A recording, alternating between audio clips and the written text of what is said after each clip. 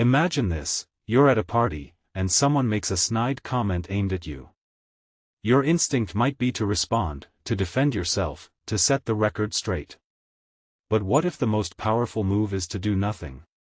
To act as if the comment, and the person who made it, are beneath your notice? That's the essence of Law 36. This law is about the strategic use of indifference.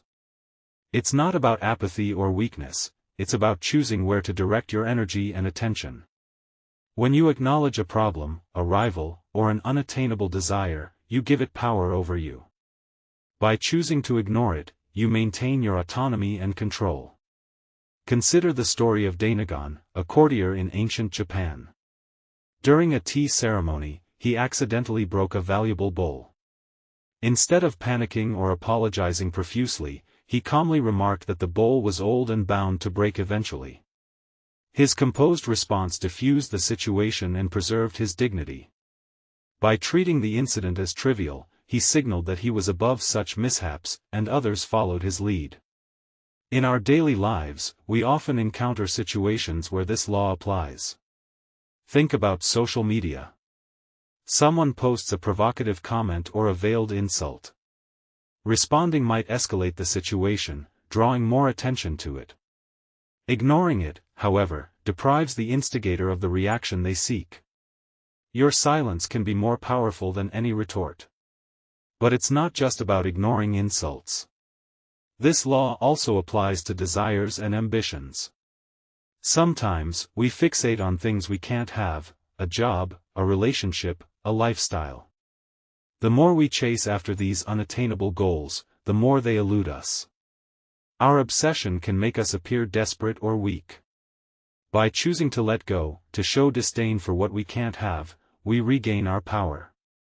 We signal that our worth isn't tied to external achievements or possessions. However, this strategy requires discernment. Not every problem should be ignored. Some issues, if left unaddressed, can grow and become more significant. The key is to distinguish between what's truly important and what's merely a distraction. As Green advises, develop the skill of sensing problems when they are still small and taking care of them before they become intractable. Let's explore how this law plays out in various aspects of life. In the workplace, suppose a colleague is constantly undermining you, spreading rumors, or taking credit for your work. Confronting them directly might lead to a messy conflict.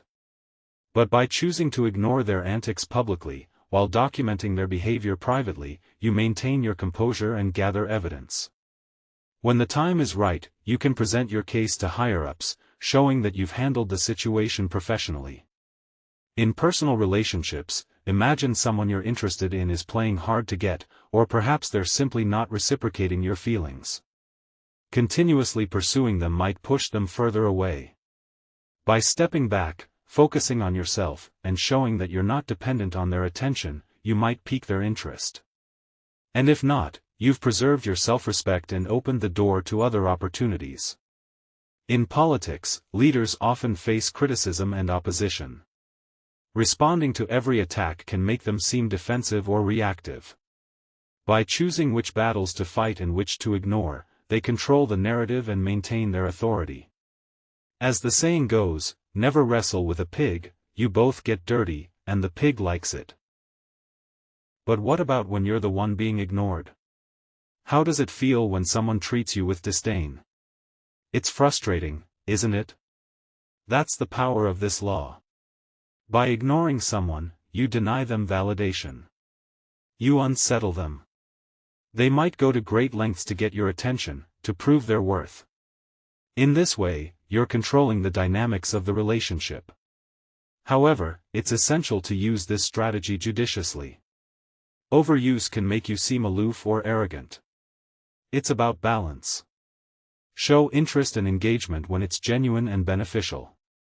But when faced with distractions, provocations, or unattainable desires, consider the power of indifference. In conclusion, Law 36 teaches us that sometimes, the most potent action is inaction. By choosing where to direct our attention, we control our narrative and maintain our power. So, the next time you're faced with a provocation or an unattainable goal, ask yourself, is this worth my energy? Or is the best response to simply walk away? Thank you for joining me on this exploration of Law 36. Remember, power isn't just about action, it's also about restraint. Until next time, stay strategic and stay powerful.